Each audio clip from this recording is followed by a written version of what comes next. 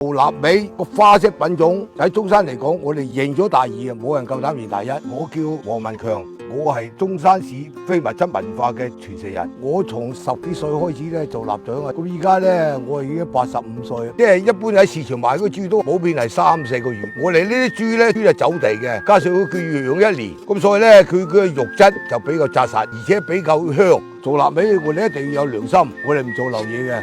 全個黃埔嘅臘味最貴我哋嗰啲，就係因為成本貴啊，一分錢一分貨啊！人哋一食落去啲臘腸又有臘香味，食翻嚟啲肥肉金化嘅，完全唔同嘅。貴就貴得有價值啊！貴都好多人買，一年咧就最高峰可以賣到8000幾噸。啲客人啊食過我哋嘅切肉腸咧，回頭客咧有90%，呢個評價非常高嘅，冇差評嘅，食過冇差評嘅。你都知道啊，我哋廣東人好識食嘅，啲臘腸咧就好唔好食，大家呢個一食就佢就知道嘅。每年啊，即係好多華僑翻嚟啊，搭啲親戚就買我啲臘腸帶翻去。